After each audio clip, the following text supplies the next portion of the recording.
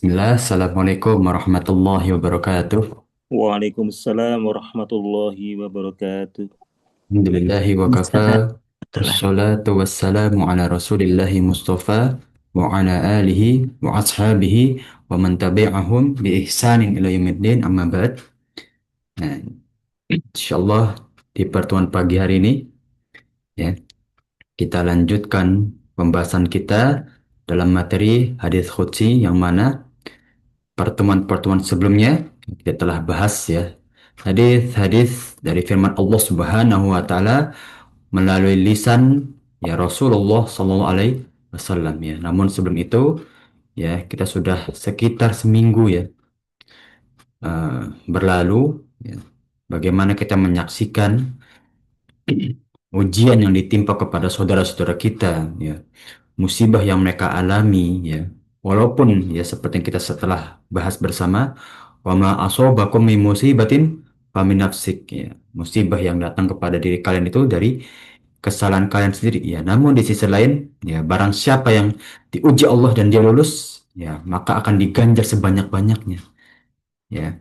Dan insya Allah mereka lulus dalam ujian yang Allah berikan ya sehingga bisa bertemu dengan umatnya Rasulullah SAW ya dengan kalian ya amal solehnya dilipat gandakan begitu banyaknya salah satu dengan lulus dari ujian Allah Subhanahu wa taala. Amin ya rabbal alamin ya. Nah, maka dari itu kita senantiasa mendoakan saudara kita dan menyalurkan bantuan yang bisa kita lakukan ya. Nah,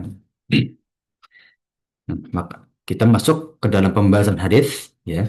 Telah kita bahas di hadis-hadis sebelumnya tentang bagaimana keutamaan kaum muslimin dibandingkan kaum-kaum ahlul kitab sebelumnya ya, dan juga bagaimana Allah Subhanahu wa taala menjanjikan juga kepada kaum muslimin ya. Kemudian diperintahkan kita untuk berinfak ya, bertaubat dan lain sebagainya ya. Maka dari itu ya, nadkhul kita masuk fil hadis dalam hadis Atsani wa Ishrun ya, hadis ke-12 ya, tentang bagaimana an-nujum, rumya bin nujum. Jadi di dalam ilmu tauhid ya, dalam kitab akidah ya, Ikhtisar al-Aqidah ya, Ana agak lupa namanya yang dikarang oleh salah satu masyayikh kita antara Imam Soleh Fauzan atau Imam Utsaimin ya, disampaikan bahwa ada kesyirikan yang bentuknya itu istimaiyah ya, yang mana di sosial ya, dan itu sudah ada dari zamannya Rasul ya. Qad hadatsa fi zaman Rasul bima syaraqa bihi ya bin nujum wa tatayyur. Wa kadzalika min al-ahkam dunyawiyah. Ya, jadi ya nasihat kita mengatakan bahwa dari zaman Rasul mereka itu sudah membiasakan untuk membaca masa depan, nasib, kejadian setelahnya itu dari pertama bintang-bintang, rasi-rasi bintang ya atau ilmu antara astronomi atau astrologi. Nanti kita bahas bersama. Apa bedanya sih gitu. Kemudian bagaimana dengan tatayur ya, toiroh ya. Toiroh itu pesawat atau toyar itu apa? Burung. Oh, kalau misalkan saya keluar rumah ada burung di atas, itu beloknya ke kiri, berarti saya kalau keluar rumah saya sial. Itu tatoyur, ya. Dan para ulama mengkiaskan dengan bentuk-bentuk kejadian alam yang lainnya, ya. Seperti misalkan kalau misalkan dulu kalau saya kecil itu kalau hujannya miring tapi langitnya cerah, oh berarti ada orang meninggal gitu kan. Nah, itu bentuk dari tatoyur juga, ya. Nah, kalau nujum, ya, ini kita masuk ke definisi dulu. Ya, kalau nujum itu apa yang sudah ada, ya, di antara alam kita, namun menjadikan ramalan atau penentu nasib lah ya, seperti tarot, kartu tarot, ya, kartu yang bentuknya gambar-gambar, nanti dibaca ketika seseorang itu mengambil pada awal tahun, diambil gambarnya, nanti ditentukan nasibnya. Nah, kemudian ada apa namanya, selain tarot yang terkenal, zodiak, ya kan? Membaca rasi-rasi bintang sesuai dengan tanggal lahir dan bulannya, maka dibaca setiap tahunnya, ya. Oh, kalau tahun 2026 nanti ya, zodiaknya Scorpio, jodohnya seret gitu kan. Nggak banyak perempuan mau ya, susah didekati, namun rezekinya lancar ya. Nah, itu bentuk-bentuk dari nujum atau sio misalkan dan lain sebagainya. Nah, inilah yang mana yang dimaksud dari tatoyur dan juga ru'ya bin nujum ya, meramal dengan alam dan juga kejadiannya ya, baik dengan segalanya ya. Kalau zaman dahulu ya disebut tatoyur ya karena kebanyakan orang-orang jahiliyah meramal dengan pergerakan burung ya. Kalau nujum ya karena mereka banyak meramal dengan pergerakan bintang. Tapi apakah mutlak nggak boleh ya? Seperti misalkan ya, kalau tatayur untuk ilmu ya astronomi misalkan, oh ini burung pada migrasi ya, berpindah tempat. Oh karena sebelumnya ini tempat sebelumnya dilanda bencana. Oh ya wajar karena mereka berpindah tempat itu nggak apa-apa. Itu Ana nggak tahu ya ilmunya ya. Ya. Nah, begitu juga nanti dengan bintang. Ada yang diperbolehkan, ada tidak. Tergantung dari kegunaan dan keyakinan. Ya, maka dalam Al-Quran sudah ditentukan sebetulnya. Bintang itu gunanya apa sih? Ya, fungsi pertama itu ya bisa kita ketahui ya untuk melempari syaitan. Nah, apakah ini kesyirikan? Ya, tentu dengan hal-hal gaib harus didasari dengan dalil. Tidak bisa tidak didasari dengan dalil. Harus ya karena semua ya alimul ghaibi wasyahadah wa samiul alim. Ya Allah itu yang hanya bisa melihat yang ada di langit. Udah. Ya, halal gaib itu hanya Allah yang bisa. Jadi nggak bisa kita nalar dengan akal, harus didasari dengan dalil. Ya, ini membantah pendapat Mu'tazilah dan juga orang-orang liberal yang mereka itu berkata akal manusia itu lebih luas daripada wahyu. Ya, karena wahyu itu lingkupnya sempit, tidak akan bisa mengcover kekuatan akal. Kebalik, justru wahyu Allah itu jauh lebih luas karena Allah mengatur hal gaib daripada akal kita yang terbatas. Ya, nah, jadi yang pertama, kegunaan bintang itu untuk melempari syaitan. Ini yang sahih dalam Al-Quran. Ini boleh kita yakini. Ya, seperti dalam surat Al-Mulk ayat 5. A'udzu billahi minasyaitonir rajim. Wa ja'alnaha rujuman lisyayatin wa a'tadna lahum adzabas sa'ir. Ya. Nah, dan kami jadikan untuk bintang itu melempari syaitan yang ada di langit. Wa a'tadna lahum adzabas sa'ir. Ya. Dan kami jadikan itu sebagai azab yang menyala bagi mereka. Salah satu bentuk azab. Ya. Nah, karena syaitan itu ya di dalam uh, tafsirnya ya sering sekali mengambil berita-berita di langit ya yang meneruskan kepada tukang ramal ya. Nah, inilah bagaimana Allahu a'lam ya. Mereka itu ada yang bisa mengetahui tapi kan bersekongkol dengan syaitan ya. Karena mereka dianggap pencuri ya, dicap pencuri dengan tafsir ini ya. Ini namun tetap syirik ya. Ngapain bersekongkol dengan syaitan? Nggak boleh. Ya. Nah, di hadis yang panjang, afan di surat Al-Jin, ya, ayat 9 dan 10, ya, telah dijelaskan ya bahwa mereka itu ya saya mencuri berita-berita di langit, namun Allah mengazab mereka dengan bintang-bintang itu sebagai azab yang pedih bagi mereka. Yang kedua, ya fungsi bintang itu ya selain untuk melempari syaitan sebagai azab, yang kedua sebagai petunjuk arah. Ya, nah, ini bisa ya alamati wa bil nujum hum yahtadun ya dengan tanda-tanda yang ada di alam dan juga bintang-bintang dalam langit orang-orang yang tersesat itu bisa mengetahui arah angin udah. Nah, dan itu ilmu astronomi jelas ya. Nah, seperti hilal contohnya, hilal itu kan kita mengukur ufuk ya.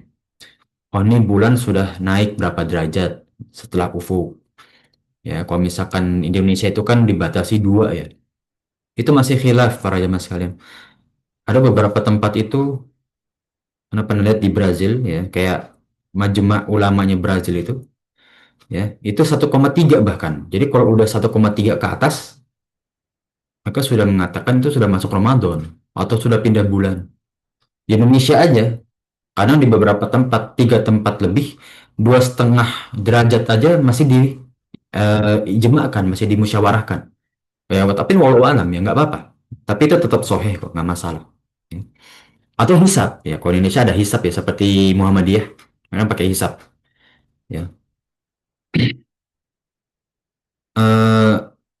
Anda pernah dengar perkataan Ustadz Anda? Kalau misalkan Ustadz Syekh, eh Anda lupa disebut siapa ini. Kalau misalkan ada salah satu Syekh itu yang berpendapat pakai hilal, tapi ada beberapa Syekh itu dimisalkan, kalau misalkan mereka hidup di zaman sekarang, mereka akan pakai hisab, ya, karena itu lebih akurat seperti katanya. Ya, pendapat dari beberapa asatidzah kita. Jadi pendapat Muhammadiyah itu nggak salah. Mereka tetap ada dasar kebenarannya. Karena kan semua hisab itu kan berdasarkan perputaran bulan juga kan. Nah, itu. Kalau yang hijrah kan perputaran bulan, kalau kita kan masih perputaran bumi memutari matahari. Nah, itu wallahu alam ya. Itu ilmu yang boleh. Yang kedua itu ilmu menentukan arah angin atau ya tanggalan dan lain-lainnya ya. Inna zayyana sama adunya bimasobihal bizinatil kawakib. Nah, ini yang ketiga. Dan surat Sofat ayat ke-6 ya bahwa Allah menjadikan bumi bintang-bintang di langit itu sebagai perhiasan dan juga penerang pada malam hari ya. Nah, sebagai kita afala yatadabbur Al-Quran, ya kan? Dan kita mengindahkan ilmu-ilmu dalam Al-Quran. Ya, seperti yang Allah ciptakan pada langit. Nah, mari kita bagi sekarang setelah kita ketahui batasan mana sih yang boleh, hanya tiga ilmu itu saja yang boleh tuh. Ya, sebagai kayak meyakini sebagai azabnya kepada syaitan, yang kedua sebagai penentu arah angin atau tanggalan, yang ketiga sebagai perhiasan atau penerang pada malam hari. Nah, di yang kita kenali ada ilmu tasyir wa ta'thir. Apa sih bedanya? Ini sudah ada. Ya, sudah ada pada sebelum zaman modern ya. Karena diriwayatkan oleh para ulama. Ya, ilmu tasyir itu adalah ilmu astronomi. Ya, ilmu mengetahui rasi bintang dan sebagainya untuk ya tanggalan, untuk misalkan oh ini kalau matahari semakin lidahnya semakin menyebar, mungkin globalisasi semakin meningkat. Ya, walau alam beberapa ulama memperbolehkan karena itu ilmu yang ada dasarnya, ya. Hmm. Karena itu ilmiah gitu kan. Ya, akal bisa menalarnya ya kan. Kata Rasul dalam hadisnya, "Wallahu antum a'lamu bi umuri dunyakum." Engkau lebih mengetahui tentang hal-hal dunia. Nggak masalah ya. Keahlian kita berbicara tidak masalah. Tapi kalau astrologi ya, kalau astronomi kan secara ilmu etimologi kan ya itu kan dari bahasa Yunani yang mana menentukan tempat bintang-bintang di langit atau benda-benda langit sebagai tanggalan, waktu dan lain sebagainya. Tapi kalau astrologi ya namanya juga logi ya. Kita melogikasikan ya dengan nasib kehidupan sosial kita, maka ini yang dilarang jelas ya. Nah, maka pembagian astrologi ya, yaitu ilmu membaca langit untuk nasib manusia ya. Itu ada tiga keyakinan. Yang pertama ya, menjadikan benda-benda langit itu sebagai eh, ketentuan utama ya, sebagai Tuhan, gitu loh. Ya. Nah, jadi oh ya karena memang langit itu ya. Jadi ini ya bukan hanya sebab. Kalau sebab itu ya Allah mentakdirkan, oh ini sebab terjadinya hujan ya karena ada awan. Tapi kalau pendapat pertama ini mengatakan bahwa oh memang ini langit lagi marah gitu loh. Oh ini langit lagi murka. Seakan-akan langit itu hidup sendiri tanpa ada kekuasaan Tuhan. Ini nggak boleh, mutlak kufur, kufur bawah. Udah kufur menentang Allah, ya durhaka. Ya, tapi kufur di sini kita jangan mencap kafir. Ini syirik gitu. Ya, jadi durhaka kepada Allah, syirik. Ya, jadi kufur itu para ulama bisa berpendapat kesyirikan atau kedurhakaan. Ya, atau bisa dua-duanya langsung. Ya, atau bahkan bisa dicap kafir. Tapi Allah alam kafir itu masih ikhtilaf ya pada zaman. Jadi kalau ketemu hadis fakoda kafar atau misalkan seperti hadis ini, ya itu jangan langsung dicap sebagai oh keluar dari agama Islam. Ya, oh ini kafir, kafir, kafir. Lama-lama kita saklek kan. Ingat, kufrun itu ada tiga makna dalam ilmu syariat. Pertama, kekufuran, yaitu tidak mensyukuri nikmat Allah bisa, ya kan? Yang kedua, durhaka. Artinya apa? Menentang ketentuan Allah ya. Tentu ini dosa. Namun Allah tidak menentukan kekafiran. Yang terakhir ya kafir keluar dari agama Islam. Ya. Nah, paling banyak dalam Al-Quran itu dan juga hadis-hadis Rasulullah itu yang durhaka kepada Allah ya. Jadi menentang ketentuan atau syariat Islam ya. Nah, yang kedua itu meyakini ya, setelah yang pertama meyakini sebagai kehendak langit, yang kedua itu sebagai sebab aja ya. Oh, Allah menakdirkan saya itu eh, zodiaknya itu misalkan Sagittarius misalkan ya. Oh, berarti nanti dengan izin Allah, dengan izin Allah tahun ini kayaknya jodoh saya syarat ya tetap aja syirik gitu. Tapi itu syirik asghar. Tetap ada keyakinan dengan Allah, namun dia menjadikan hal-hal yang nggak penting goib sebagai penyebab nggak boleh ya. Tidak boleh ya. Makanya banyak para ulama mengkiaskan bahwa kalau orang mencela hujan, kejadian alam, ya. Oh ini gara-gara Allah, ya saya kena bencana, saya rugi, saya gini gini gini, itu syirik asghar. Mencela takdir Allah itu durhaka kepada Allah. Ingat. Nah, ini yang kedua. Yang ketiga, membaca masa depan. Nah ini sama dengan pertama, nggak boleh. Sama, ya. Ini durhaka kepada Allah. Ya, maka hukumnya jelas. Ya, haram, haram dan haram. Ya. Nah, man ata arafan, ya, barang siapa yang mendatangi tukang ramal, ya, arafan itu ya orang sok-sok mengetahui ya. Hmm. Fas'alhu an syai'in, kemudian dia mendatangi dan mendatangi dan juga meminta sesuatu, lam tuqbal lahu sholatu arba'ina lailatan. Tidak diterima sholatnya 40 hari.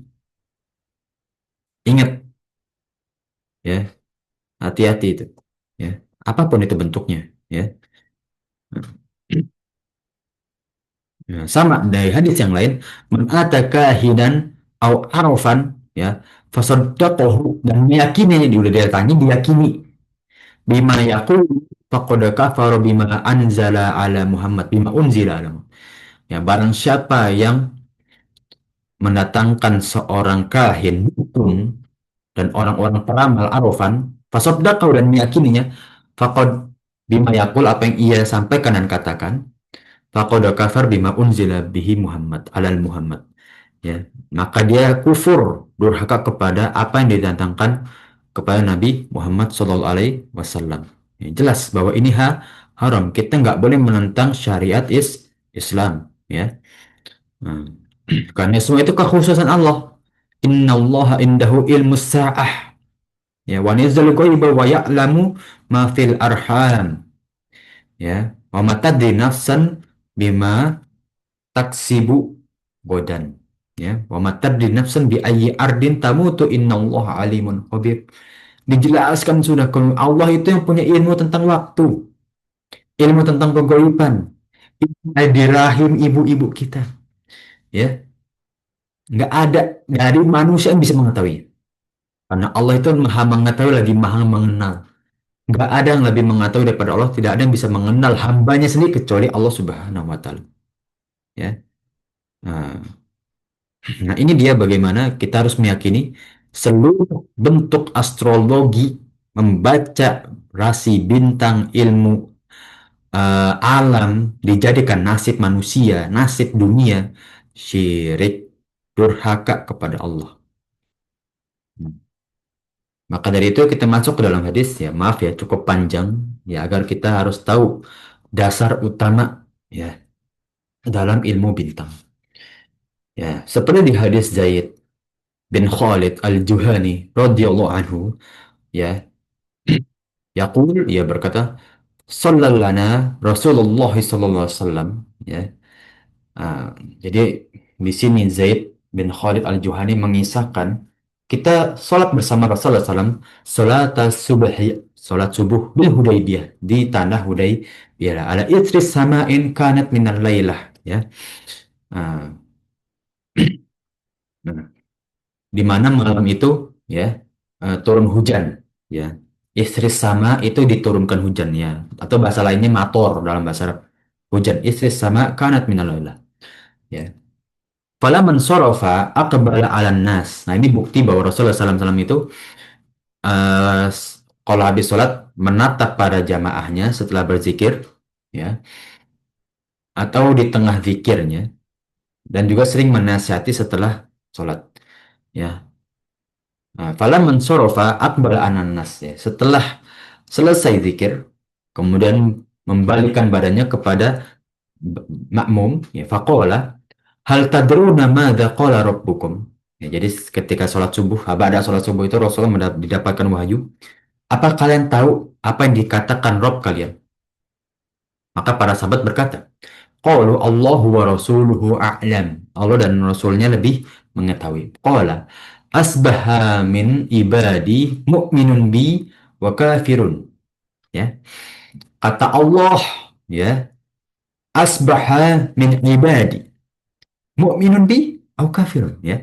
Jadi di setiap pagi ada hambaku yang beriman kepadaku, ada yang juga kufur atau durhaka kepadaku. Fa'amma man qala, dan barang siapa pada pagi hari berkata, mutirna bifadlillahi wa rahmatihi. Jadi saat tadi pagi hujan, ya, ada yang mengatakan, oh kita diturunkan hujan, mutirna, ya, dari kalimat taro yumatiru, ya, atau mataro yamtiru, yaitu turun hujan. Ya, mutirna bifadlillah wa rahmatihi. Ya, kita diturunkan hujan karena, ya, keutamaan Allah dan juga rahmatnya. Fadzalika mu'minun bi. Itulah orang yang beriman. Jadi mensyukuri, meyakini apa yang terjadi dalam alam, bencana alam, sebab musibah atau bahkan menjadikan rahmat bagi kita itu karena keutamaan Allah. Ya, segala bentuk kejadian alam itu karena keutamaan dan juga rahmatnya Allah, karunia Allah. Wa kafirun bil kawakib, dan juga itu meniadakan ilmu-ilmu kawakib, ya, ilmu-ilmu bintang, ya, atau ya dia selamat dari kekufuran, ya, kedurhakaan, ya. Wa amma man qala, dan barang siapa yang berkata binaui kadza wa kadza, ya, dengan jenis hujan yang begini maka nasibnya begini. Oh, kalau hujannya lurus nasibnya begini, hujannya bengkok lalu begini. Fadzalika kafirun bi, maka itulah orang yang kufur kepadaku, durhaka kepadaku, ya. Dan bisa berpotensi dalam, ya, sudah jelas syirik asghar tadi kita bahas, ya, bahkan bisa menuju kepada kekafiran kalau menganggap sebagai segala bentuk sebab itu, ya, karena semua benda langit nggak boleh yang menjadikan benda-benda langit itu sebagai Tuhan. Apa agamanya zaman sekarang teologis, ya, apa saya lupa, pada zaman ada sampai sekarang itu yang menyembah apa matahari itu. Wa mu'minun bil kawakib, dan dialah orang-orang yang beriman dan percaya kepada rasi-rasi bintang atau ilmu-ilmu astrologi. Ini yang dicela dalam hadis ini. Nggak boleh, ya. Tentu sudah Rasulullah SAW sampaikan pada sholat subuh di Hudaybiyah, tidak boleh sama sekali. Ya, kita beriman kepada sesuatu yang tidak ada dasarnya. Itu aja makhluk Allah, toh kita ngapain beriman kepada makhluk? Ya, telah disinggung oleh Nabi Ibrahim ketika memecahkan berhala yang besar. Orang-orang itu berkata, siapa yang memecahkan, ya, patung yang besar ini, berhala kita yang besar ini, Tuhan kita yang besar ini, ya. Nah, maka kata Nabi, ya, is'al, ya, bertanyalah kepada yang lebih besar, ya. Kalau dia masuk hazat yang berakal, maka ya murka kan orang-orang itu. Namun di sisi lain ada yang disadarkan mendapatkan hidayah. Itu loh, ya, ngapain menyembah makhluk gitu, ya. Maka kita masuk ke unsur fikih dalam hadis ini, ya. Disyariatkan memberi nasihat setelah sholat. Ya, ini sebetulnya yang sering disampaikan oleh jamaah tablik. Mungkin pada zaman sekarang relate, ya. Kalau lingkungannya ada yang jamaah tablik, bisa jamaah tablik itu setelah sholat, setelah 2 atau 3 menit setelah berzikir, mereka itu maju, ya, memberikan satu hadis berserta faedahnya. Ya, karena sering anda dengarkan, faedahnya cukup bagus kok. Mereka pakai kitab seperti kita Bulughul Maram, ya, hadis Arba'in tetap disampaikan. Itu cukup bagus, ya. Kita tiru kebaikannya, tapi jangan seluruhnya kita, ya, ada keyakinan yang kurang tepat menurut anda pribadi. Afwan ya kalau ada tersinggung di sini. Ya, menurut ada yang kurang tepat. Tapi di situ ya nggak apa-apa kita tiru di situ. Kalau kita habis sholat, ya, Dan ini sering anak temui juga saat anak kuliah, dikit kisah ya, oleh Ustadzina Al-Fadil ya, Hafizullah Ta'ala, yaitu Ustadz Arifin, ketika setelah sholat zuhur, yaitu pintu masjid itu ditutup ya, dan itu Ustadz Arifin menyampaikan ya kultum lah, ya sekitar 5 sampai 7 menit menasihati mahasiswa-mahasiswa itu boleh, nggak masalah ya. Nah, setelah sholat, kalau yang punya anak misalkan di rumah diajak ngaji ya boleh ya. Sallallahu Rasulullah sallallahu alaihi wasallam salat subhi bil Hudaybiyah ala ithri sama'in kanat minal lail. Ya, syariat itu memberikan nasihat ya kepada para jamaah setelah selesai sholat. Namun nasihat tersebut tidak dilakukan secara rutin terus-menerus. Ya, bukan agar apa? Agar tidak dikira sebagai kewajiban. Agar tidak dikira ini sebagai suatu yang mana lebih utama daripada ba'diyah ya, rawatib. Jangan. Tetap yang utama sholat-sholat yang lebih banyak hadisnya.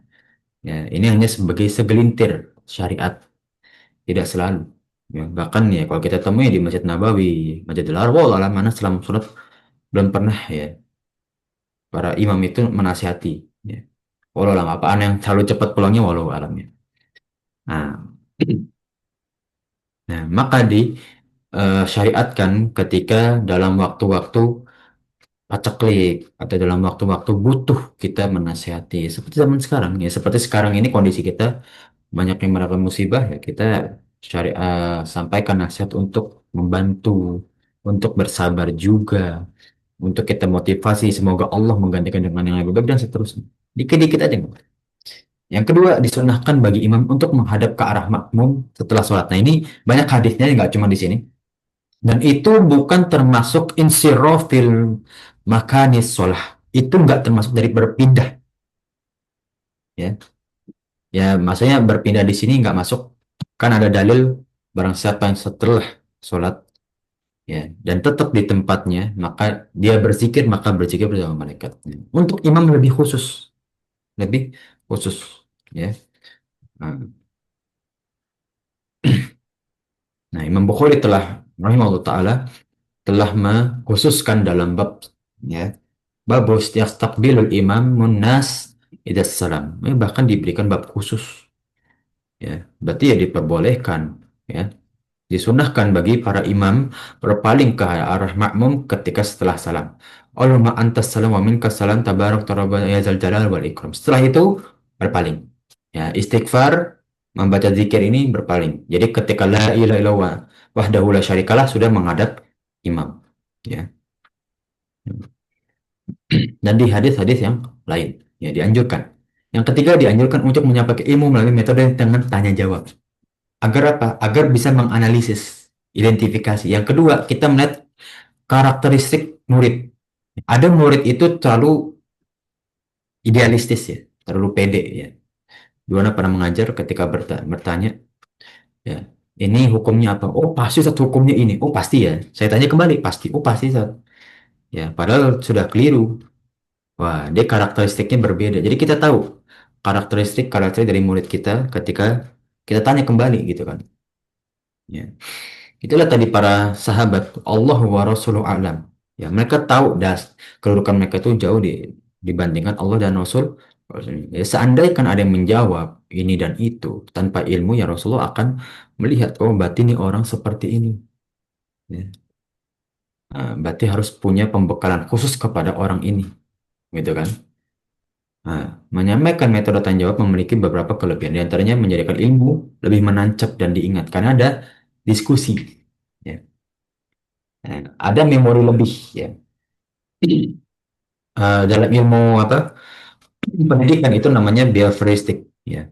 Behavior itu ilmu pengetahuan dari eh, praktik ya.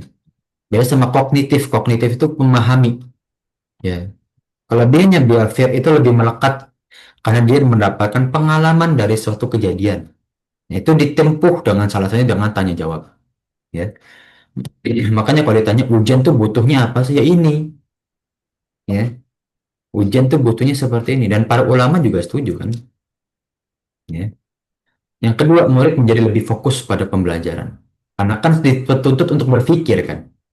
Kalau kita bayangkan pada zaman sekalian, ya, di zaman sekarang nggak bisa seorang guru itu hanya cuma nyampein materi ini loh, yang satu materinya ini, yang kedua materi ini A B C D terus udah ngantuk tuh murid. Gak diajak berpikir, ya, gak diajak berpikir, Mek. Tapi kalau ditanya, coba deh, adik-adik sekalian, bayangin, ya, kita sehari ini nafas itu karena siapa coba? Ayo, ya, Ahmad, karena siapa kita bernafas? Tadi pagi subuh nggak coba? Nah, subuh nggak? Sebelum subuh ngapain dulu? Bangunnya jam berapa? Diajak bertanya, interaksi nggak apa-apa. Ya, karena itu untuk menempah kefokusan mereka. Setelah mendapatkan jawaban, mereka mendapatkan hikmah. Yang ketiga, menumbuhkan interaktif dalam pembelajaran sehingga menyampaikan ilmu menjadi lebih tidak jenuh. Ini yang tadi kita sudah singgung. Ya, lebih bervariatif, murid juga lebih tidak jenuh, apalagi anak yang lebih aktif dalam berinteraksi, ya mereka butuh metode belajar yang lebih bervariatif. Ya, maka dari itu, ajaklah murid kita untuk saling bertanya.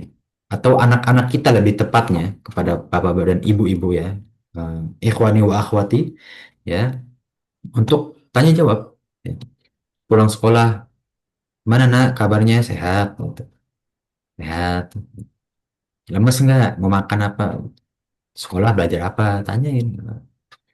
Gimana gurunya galak nggak? Ajak bercanda dikit-dikit nggak apa-apa. Ya, kalau anak kalau kaku kan juga kasihan juga. Pulang sekolah udah kaku, misalkan udah tegang, pulang tambah tegang sama orang tua, dimarahin tambah nggak mau terbuka. Ya walau alam ini pendapat anak pribadi. Ya silakan, apalagi bahwa ibu-ibu yang lebih berpengalaman pasti punya pendapat yang berbeda atau ya bagaimana. Walau alam itu yang bisa kita diskusikan nanti tafadhol.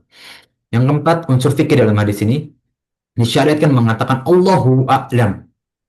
Allah lebih mengetahui dalam terhadap perkara agama yang tidak diketahui ilmunya. Halal gaib.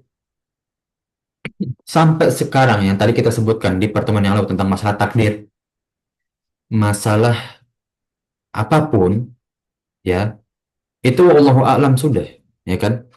Kita nggak tahu. Sampai sekarang kan kita nggak boleh tahrif kepada asma wa sifatnya Allah. Bahkan kepada halal gaib nggak boleh kita tahrif itu. Atau ta'til, tamfil, takif kan nggak boleh. Ya udah Allah a'lam, ya. Nggak seperti orang-orang Mu'tazilah dan juga liberal yang mereka itu mencari selama akal masih bisa mencerna berarti masih ada hakikatnya, ya. Maka kalau kita lihat ya orang-orang Mu'tazilah itu kan menggambarkan sifat Allah kan, ya. Makanya banyak sekarang buku-buku anak kecil yang menggambarkan malaikat Jibril apa, itu kan ideologinya Mu'tazilah, ya kan, dan sampai dipakai oleh ilmu barat itu kan, ya. Oh, malaikat itu harus punya sayap. Oh, di atasnya ada seperti lingkaran warna emas, ya. Oh, pakainya putih bersih seluruhnya. Ya. Mana ada seperti itu? Siapa yang menggambarkan gitu? Nggak ada itu. Ya. Ini ideologi-ideologi pemikiran orang-orang Mu'tazilah. Selama akal masih bisa meranah berpikir, berarti itu nggak boleh dibatasi. Barang siapa yang membatasi berarti durhaka kepada Allah. Karena akal itu rezekinya Allah, rahmatnya Allah. Ya. Semuanya semuanya dengan akal. Apapun masih bisa akal. Itulah orang-orang Mu'tazilah dan juga liberal. Ya. Kemudian ayun nas man su'ila an ilmin ya'lamuhu falyaqul bihi. Ketika ditanya ada ilmunya jawab nggak apa-apa. Ya, ingat ilmu itu didasari literatur. Ya kalau kita ngomong nih tentang syariat Islam, kita tahu, tapi harus ada dalilnya. Kalau nggak ada dalilnya jangan ngomong. Ya, ini terjadi pada jamaah kita. Oh kata ustadz ini, kata ustadz itu, tapi dia nggak tahu dalilnya. Nanti ketika didebatkan kembali, dibalikin kembali, ya dia akan saklek. Oh enggak, kok kata Ustadz ini nggak gitu, kok kata Ustadz ini nggak gitu, kok masa begini, saklek kan jadinya, ya. Makanya ada salah satu, nggak bukan salah satu ya, ini mendengar langsung, ini orang sebenarnya baik-baik aja gitu ya, cuma dia ter- sangat anti terhadap Salafi ini ya, atau mereka yang ngomongnya Wahabi gitu. Itu kajian isinya kafir kafir mulu, kafir kafir mulu, dikit-dikit kafir, dikit-dikit kafir. Mungkin Yang salah juga kita. Cara menyampaikan itu tetap harus tepat para jemaah sekalian. Nggak boleh. Jangan gampang kita, oh ini nggak sah, ini nggak boleh. Cara menyampaikan kepada orang awam itu harus lebih luwes, lebih lemah lembut. Cari bahasa yang tepat. Ingat Rasulullah SAW menyampaikan hadis itu dengan apa? Tablighul balaghah bil bilughatil sahihah wal layyinah. Ya, ilmu balaghah itu kan disampaikan dengan ilmu apa? Lemah lembut. Ya. Nah, ya, semua itu disampaikan dengan lemah lembut. Ya. Maka ya dalam menyampaikan juga harus tepat. Ya, agar agama tidak ditolak. Ya. Itu cara kita menyampaikan ilmu. Ingat para jemaah sekalian, ini karena sudah banyak kasus ya, kita dimusuhi di apa ya? Karena anda lihat banyak. Jadi kita nggak boleh hanya karena kita benar kita merasa mutlak. Ya, kita benar. Ya, kita benar. Tapi cara menyampaikan kita juga harus tepat agar dakwah kita lebih diterima. Ya, ingat dakwah kita dimulai dari minus bukan dari nol lagi. Ya, karena kita dicap sebagai orang-orang yang saklek, ya, non toleran, ya, tidak tidak relevan dengan Islam Nusantara, ya, dengan adat dan budaya yang ada. Ya, mereka menolak kan, ya. Yang mana sebelum kita datang kan sudah ada kerajaan Majapahit, Sriwijaya, ya kan, dan lain-lain sebagainya. Yang mereka berideologi Buddha dan Hindu, ya. Mereka sudah biasa dengan mengimani isi-isi prasasti kan. Sekarang kita mau menolak itu secara saklek tidak akan bisa para jemaah sekalian. Pelan-pelan, pelan-pelan, ya. Ini kepada siapapun, nggak, apalagi terutama kepada dai ya. Nah, mungkin para jemaah sekalian ya insya Allah bermanfaat lah. Ini nggak bilang nggak bermanfaat, tapi itu harus dipraktekkan. Ya, para jamaah sekalian harus menyampaikan dengan tepat. Apalagi masalah fikih, khilafiyah, semua itu, ya kan? Ya, kalau masalah akidah ya mungkin ya Allah tuh ya Allah. Nggak boleh kita bilang Allah itu batu, Allah itu berhala nggak boleh. Itu saklek kita boleh. Tapi kalau masalah fikih, lihat ada khilafnya nggak para jamaah sekalian? Jangan, oh kata Ustadz ini takbir itu sejajar dengan kuping, nggak ada takbir sejajar dengan pundak. Lah Rasulullah mau hadisnya dua-duanya ada. Nah, jadi nggak boleh saklek. Ya, itu ilmu. Ilmu harus ada didasari dengan literatur, bukti, bukti yang konkret. Ya dalil. Kalau nggak ada dalil, ngapain ngomong gitu kan? Wa man lam yakun mindahu ilm. Dan ketika orang itu nggak punya ilmu, falyakul Allahu a'lam. Nah, kalau orang itu nggak meyakini ilmu dia sendiri, ya, atau dia nggak punya ilmu sama sekali, Allah alam udah. Ya, saya nggak tahu, saya nggak ada ilmu. Inna minal ilm, sesungguhnya dari ilmu, ayyakula lima la ya'lam, Allahu alam. Sesungguhnya ciri-ciri keilmuan seseorang, dia akan berkata wallahu alam. Jadi kalau orang banyak berkata wallahu alam, sesungguhnya itu orang yang berilmu sesungguhnya. Karena dia tahu dia punya batasan. Khairukum man alama bi anfusikum. Ya kan? Dalam hadis yang lain, sebaik-baik kalian itu adalah yang paling mengetahui diri kalian sendiri. Dasarnya, batasnya, kekurangannya. Itulah sebaik-baik manusia. Ya, salah satunya. Ya. Nah, ini dia ya, yang patut kita tiru. Ya, kita praktekkan dari beribu-ribu hadis Rasulullah berjuta beribu-ribu ya. Ini salah satu yang patut kita praktekkan dalam kehidupan kita. Makanya ada kisah ya, bahwa Imam Malik ditanya oleh seseorang yang sedang safar dengan 50 pertanyaan, yang jawab cuma tiga. Yang lainnya apa? Allahu a'lam. Lihat Imam Malik ya, salah satu ulama hadis dan juga fikih yang kita kenal dengan ulama hamba apa bukan Hambali ya, ulama yang masuk takabunnya kuat ya, pendalilannya itu kuat loh. Imam Malik itu salah satu ulama yang pendalilannya terkenal kuat. Ditanyakan hal seperti itu, wallahu alam. Ingat Imam Malik, kita ditanya wow soal segini gitu, wah kalah tuh Imam Malik ternyata ya. Nah, ini singgungan kepada diri kita semua ya. Nah, sebagaimana Abu Ja'far At-Tahawi rahimallahu taala memasukkan poin ini dalam kitab Aqidah At-Tahawiyah. Naqul Allahu alam fi mastubiha alaina ilmu. Kita katakan wallahu alam terhadap ilmu yang kita masih tasyabuh, masih bingung, syubhat ya. Kalau kita nggak tahu keyakinan apa-apa jangan ngomong ya, bilang aja wallahu alam. Udah gitu ya. Jangan kita menghakimi, oh ini nih haram, ini tuh boleh, ini tuh najis, ini tuh kafir, wah apalagi sampai kafir, haram, kafir, haram, ini nggak boleh, itu nggak boleh. Hati-hati, ya. Lama-lama dakwah kita yang terkubur kan. Nah, karena dakwah lain itu mengikuti adat. Kita toleran aja nggak mau, hati-hati. Ya. Yang kelima, turunnya nikmat merupakan ujian bagi hamba. Ya, jadi ketika ada hujan, Allah tuh menguji. Liyabluwakum ayyukum ahsanu amala. Untuk melihat di antara kalian siapa sih yang paling baik dalam beramal. Ya, nah ujian nih.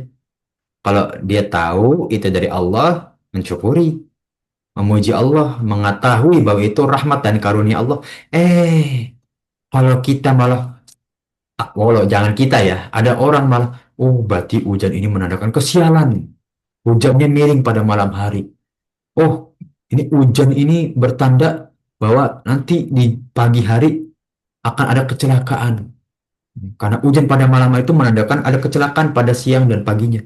Ini yang tidak boleh, kufur syirik. Ya. Yang keenam, unsur fikih dalam hadis ini menganjurkan mengucapkan doa setelah hujan. Ya, nah, ulama Swaiban Nafi'an kan, yang sering kita dengar. Semoga hujan ini menjadi yang bermanfaat bagi kita, bukan menjadi musibah. Ya. Nah, karena kita ketahui hujan itu dari karunia dan juga rahmatnya Allah. Ya. Dan ketika kita mendapatkan karunia dan rahmat Allah, kita berdoa untuk lebih terhadap karunia dan rahmatnya Allah itu. Ya. Makanya ketika ada ibadah yang lain, kita sering disyariatkan untuk berdoa kan. Umroh, tawaf, apa nih, umroh ya, tawaf, sa'i, disyariatkan berdoa. Sholat disyariatkan saat sujud untuk berdoa, diperbolehkan maksudnya. Ya, puasa saat menjelang berbuka disyariatkan berdoa. Karena untuk mensyukuri ya, karunia dan juga nikmat Allah, rahmatnya Allah. Ya. Dengan kita berdoa, kita ingin menambahkan karunia dan rahmat Allah kepada kita. Ya. Nah, doa itu menjadikan seorang hamba lebih menghambakan diri di hadapan Tuhan. Lebih tunduk dan lebih taat dalam ketakwaan di hadapan Tuhannya. Ya. Itu salah satu hikmah doa. Ya. Jadi kalau dapat kenikmatan, sujud syukur. Dapat musibah, ya Allah, ya Masya Allah, Subhanallah. Ya, berdoa. Ya kan? Ya, jangan menghardik dulu. Ya, ngapain saya doa? Ini saya pernah dekat depan mata saya tuh. Ya, ya Mas, saya doa banyak-banyak gitu ya. Kok nggak dapat-dapat apa Tuhan gak sayang sama saya? Saya diam aja waktu itu. Nah, jangan putus asa Bu, tetap doa. Saya bilangin aja gitu. Jangan putus asa, tetap doa. Siapa tahu Allah tunda, saya bilang. Ah, udah lama saya doa, ah, malas lah, udah capek saya doa. Udah saya kayak gitu tuh. Mulai, mulai. Allah uji itu. Lihat Nabi Ibrahim berapa tahun doa. Doanya dikabulin. Setelah dikabulin, diuji lagi. Ya. Minta anak, dikabulin anak. Udah anak menjelang dewasa, kelihatan solehnya bisa ngomong, disuruh sembelih. Ujian, kan? Ya. Mau kita bandingin sama hidup kita nggak bisa. Jauh ujiannya. Yang unsur fikih yang ketujuh dalam hadis ini, larangan meyakini bahwa bintang yang telah menurunkan hujan. Ini nggak boleh, sudah jelas tadi kita bahas. Ya, ini mohon maaf bagi yang tersinggung ya.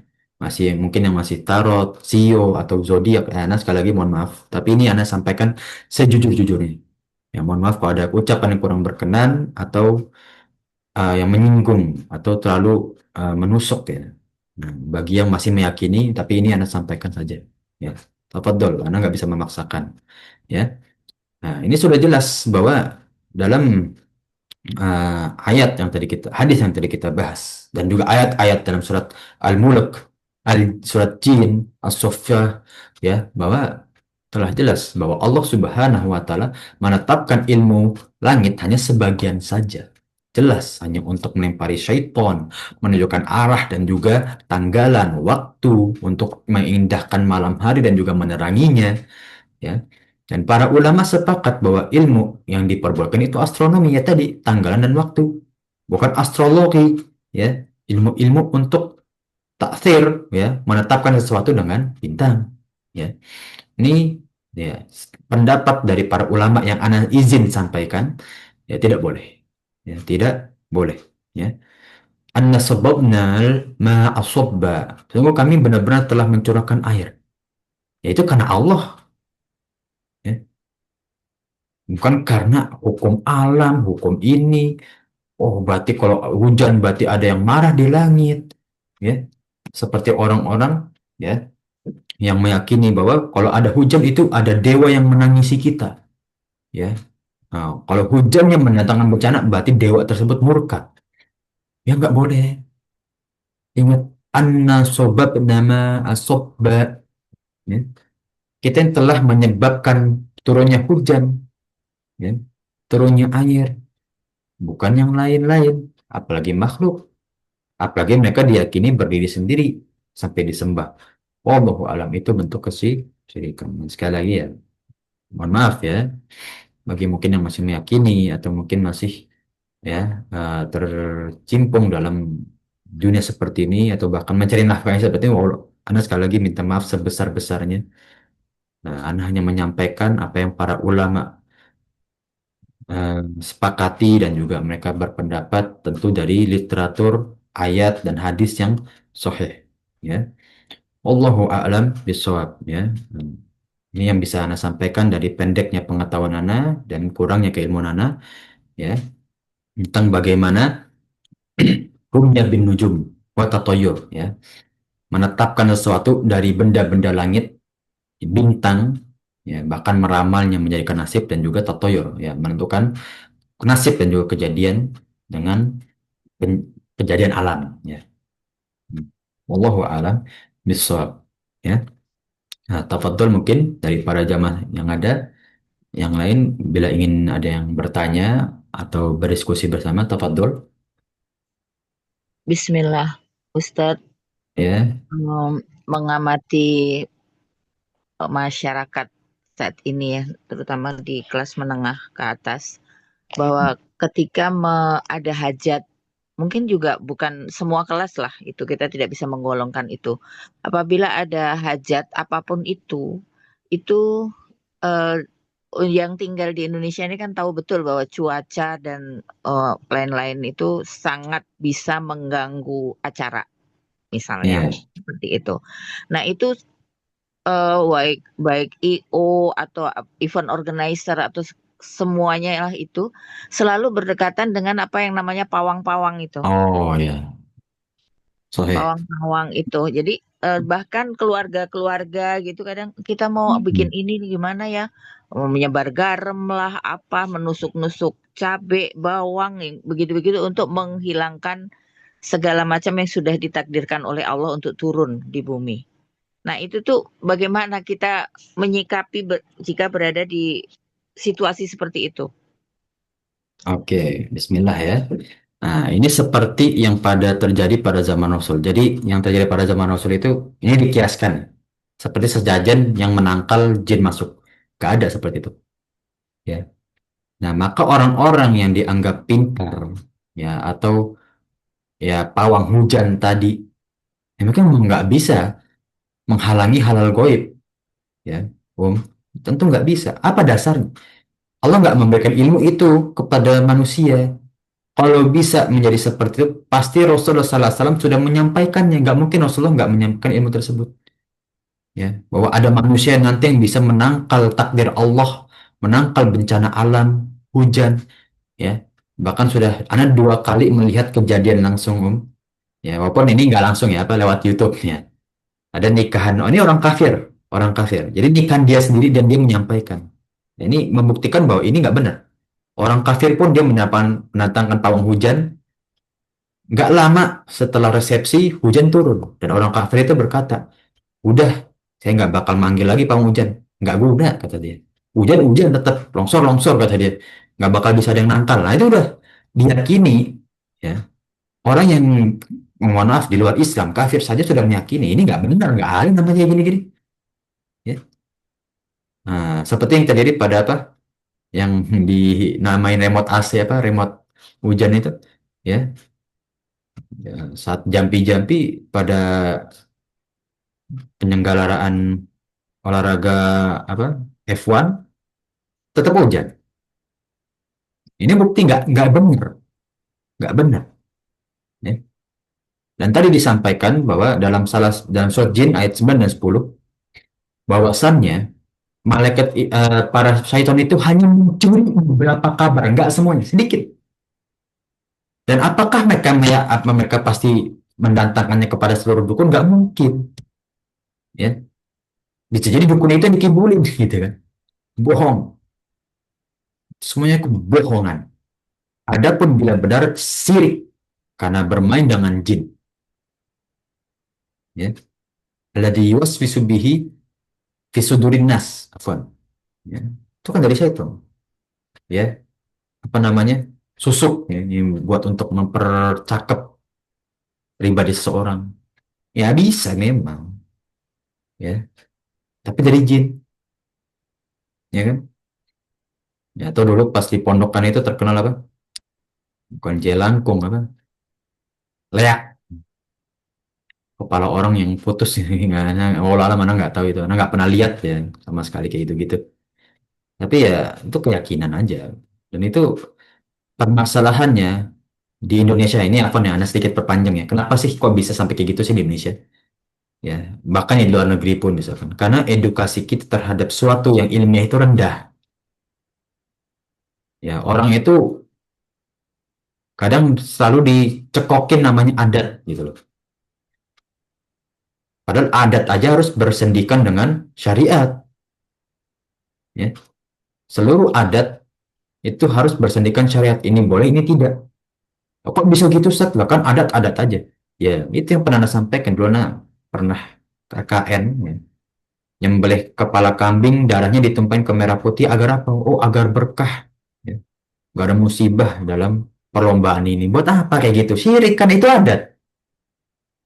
Itu kan adat. Harus bersendikan dengan syariat. Gak bisa. Ya, apalagi kayak tadi. Jelas ya, itu kalau kita melihat itu, kita nggak syirik. Tapi kalau kita meyakini, syirik. Kalau kita meyakini, syirik. Ya. Karena dia sudah mengganti kedudukan Allah. Kalau dia meyakini. Kalau dia meyakini. Ya. Wallahu alam bisawab. Itu mungkin jawaban dari Anum ya. Nah, coba terjawab Om ya. Nah, Afwan Ustadz, kalau kita berada di situasi seperti itu, lingkungan kita mendukung nih, hmm, misalnya keluarga atau apa atau yang lainnya, kita berada di situ. Kita tahu bahwa di situ ada kebatilan seperti itu, ada pawang-pawangan itu. Apa yang harus kita lakukan? Apakah kita harus pergi dari acara itu atau kita tetap ada di situ? Bagaimana Ustadz? ya, Bismillah. Seperti dalam ada Arba'in, man ro'a mungkaron, ya, fal yughayyiru biyadihi gitu kan. Nah, maka barang siapa yang bisa merubah kemungkaran, melihat kemungkaran, maka ubahlah dengan tangannya atau perbuatan. Pak in lam tastati, ini Allah memberikan dengan kalau kita nggak mampu nih, kalau kita merubah dengan perbuatan, nanti takutnya malah cekcok, kemudaratan lebih besar. Wabilisanihi, nah dengan ucapannya kita nasihatin, ngomong ini nggak benar loh, ini dalilnya gini-gini. Kalau nggak bisa juga, Pak in lam tastati, ya, faya'man annahu munkaron, ya, atau dengan dalil yang lain, lupa ya, lafadznya. Ya, kalau masih nggak bisa juga, kita yakini aja, ya. Ah, itu sodak annahu munkar. Udah. Kita yakini itu kemungkaran. Itu sudah cukup, ya. Nah, tapi kalau misalkan kita masuk keluarnya gimana nih? Kalau kita tinggal nanti gimana di lingkungan? Lihat kita mudorot dan juga secara makosid Om ya. Ini lihat mudorot dan juga mafsadah. Mafsadah dan juga maslahahnya. Kalau misalkan kita di lingkungan yang banyak kenal kita, ya kalau kita tinggalkan nanti takutnya orang malah spekulasinya buruk gitu ya. Oh nih orang nih Wahabi nih, dikit-dikit kafir, dikit-dikit nggak benar, atau nanti takutnya apalagi saklek, dikenal saklek, kita ikutin aja dengan kayak kira ini mungkar udah ya. Itu kalau udah mentok Om ya, kalau udah mentok ya, apalagi Indonesia ini kecemburuan sosialnya tinggi banget. Yang bilang lo tinggi banget ya, kecemburuan sosial Indonesia itu sangat-sangat tinggi, ya, sensitif sekali terhadap sosial. Kita turutin aja, Tuh, ya ini menurut anda pribadi, apa namanya? Kalau misalkan ada ustadz-ustadz yang lain malah, udah tinggalin, nggak boleh, itu kafir, syirik. Ya, wallah alam, itu pendapat yang ya silakan boleh diikuti, karena memang hakikatnya seperti itu. Cuma kalau untuk anda pribadi, ada sisi makosid syariah yang perlu kita jaga, agar nggak menimbulkan mafsadah yang lebih besar gitu. Itu menurut anda ditahan dulu. Ya, kita sabar, kita ikuti. Tapi kalau misalnya kita bisa keluar, ya Hasan keluar. Ya, lebih baik kita keluar aja sudah. Ya. Nah, wallahu alam bisawab. Ya, insya Allah itu jawaban pribadi Anum ya. Banyak pendapat Ana dan insya Allah dengan dalil yang kuat. Ya, wallahu alam bisawab. Insya Allah terjawab Om ya. Baik Ustadz, jazakallah khairan. Ya, wajazakillah khairan katsiran. Ya. Nah, mungkin tafadhol dari para jamaah yang lain ingin bertanya. Ya. Assalamualaikum warahmatullahi wabarakatuh, Ustaz. Waalaikumsalam warahmatullahi wabarakatuh. Tafadhol, Pak Supar. Ustaz, dalam kehidupan kita kan kadang ada istilahnya karohmah Oh, buat seseorang karomah. yang mempunyai kemampuan yang lebih dan dia ya mempunyai kepintaran lah, Ustaz. Pendapat Ustaz Ah, bagaimana dengan orang yang seperti itu? Dan oke. apakah benar itu ada? Terus yang kedua, lantas perbedaan dengan dukun itu apa, Ustaz? Paling itu pertanyaan kami, Ustaz.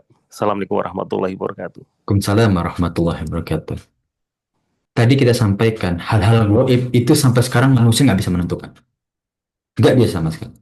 Seluruh tentang hal gaib telah Allah sampaikan dalam salah satu tafsir. Laqad akmaltu lakum dinakum wa atmamtu alaikum nikmati wa raditu lakum islaman.